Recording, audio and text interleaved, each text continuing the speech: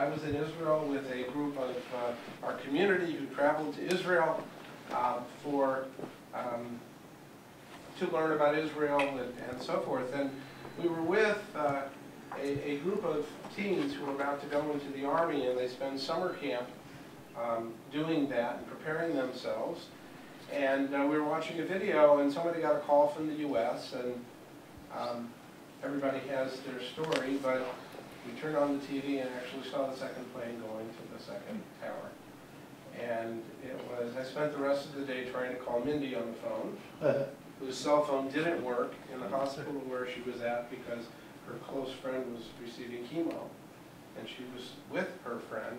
So I was freaking out because I didn't know what happened there. In any case, we came back that weekend, I think one of the first planes allowed to land in the U.S., and found our way back to do a wedding on that Saturday night following 9/11, believe it or not. And Rosh Hashanah was Sunday night, if you recall. And so all of the feelings and all of the memories that we have about those days, and all of the mourning and outpouring of love for those who lost family members and friends and so forth.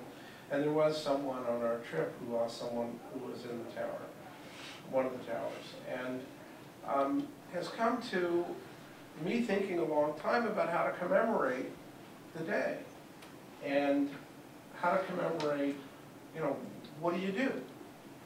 And it seemed to me, as it seemed to Tim and to Luis and to Tarek and all of our three communities, that the only thing you could do was be together.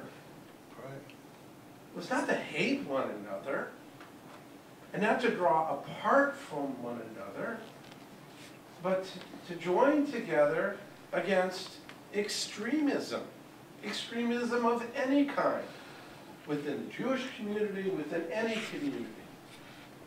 We're against extremism.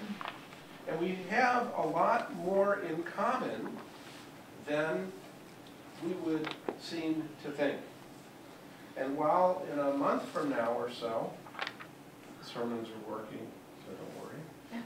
In a month or so, we'll get together on the High Holy Days, and we will reflect, we'll take our own accounting of our lives, and we'll look into ourselves and say, what have we learned?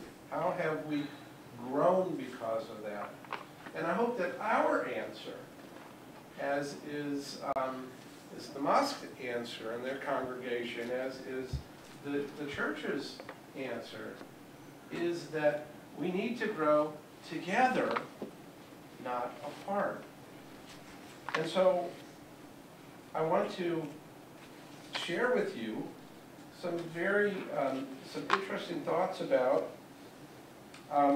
being together. In Deuteronomy it says, "V'ahavta atem et hager, ki gerim hayitem be'eretz Mitzrayim." Therefore, love the stranger, because you were strangers in the land of Egypt. Every Passover, we remind ourselves of our slavery past. That we were slaves in the land of Egypt, that we were strangers, that we were aliens, that we were unwelcome at a certain point. And that because of that, we should know the feelings of the stranger. We have it in our history, it's in our genes. In Exodus, related verses, do not mistreat a stranger or oppress him. Why? For you were strangers in the land of Egypt. Again, a litany.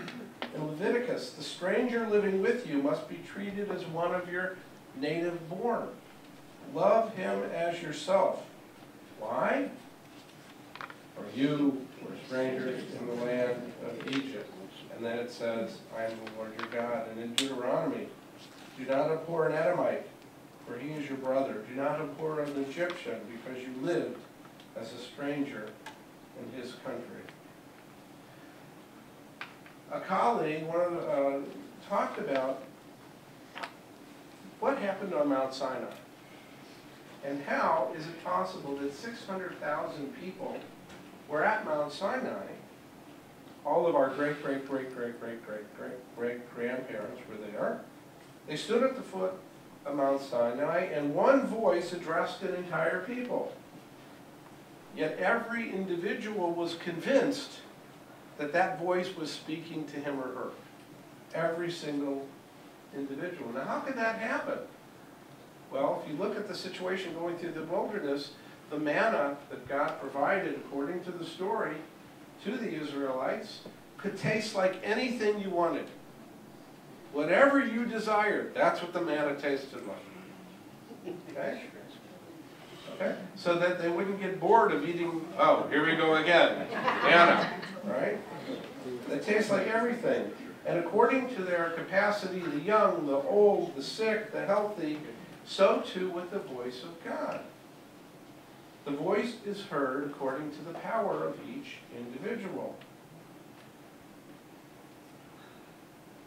It is a mirror, and it's a mirror on ourselves. The reflection is many. Philosopher said, there is no immaculate perception.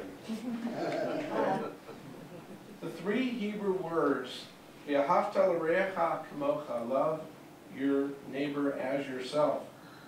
The rabbis ask, who is your neighbor? Who are we supposed to love as yourself? So, is your neighbor? I love Annette and Steve Katz. They're my neighbors. They literally live next door. Okay? But do we love only our neighbors in our neighborhood? Does it mean we only love, as a Jewish congregation, only love other Jews? Of course not, Beth Orr would say. Of course not. Do we only love our neighbors if they look like us? Right? Of course not. Who do we include in that idea of neighbors? Each has a different tradition. And they vary even within the same tradition. Some say that the neighbor refers to B'nai Amecha, the children of your people. But some can go even deeper within the Jewish community. Do you only love good Jews? Observant Jews? Jews who are like us? Do we understand it, as Micah says, have we not all one Father, and has not one God created us all? He refers to real brothers, to Israelites.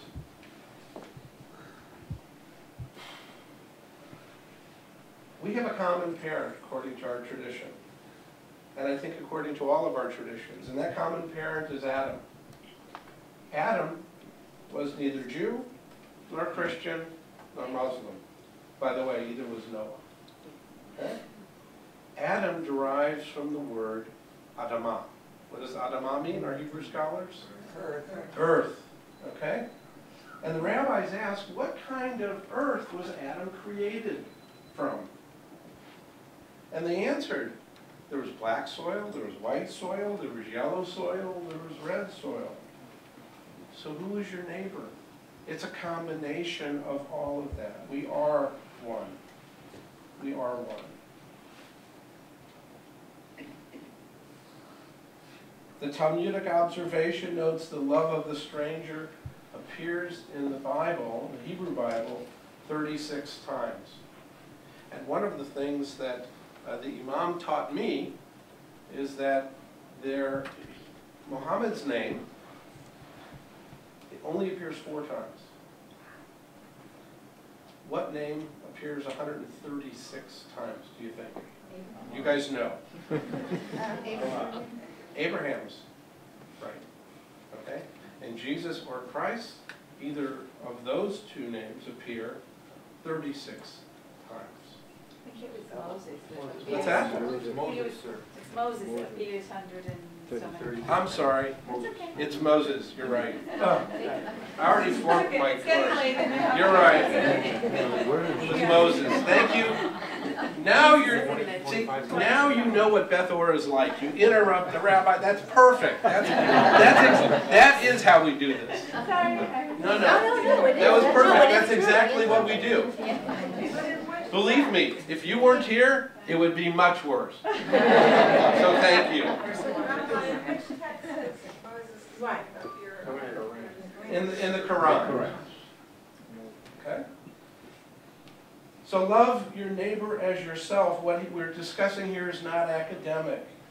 The issue of your neighbor is not exegesis. It's not an interpretation of the Bible. It's a matter of life and death. It really is. We three of the monotheistic faiths share a common tradition that is monotheistic. Our texts are mirrors of one another. They reflect ourselves, and in ourselves, then we discover the other. We discover one another, our neighbors, in the text.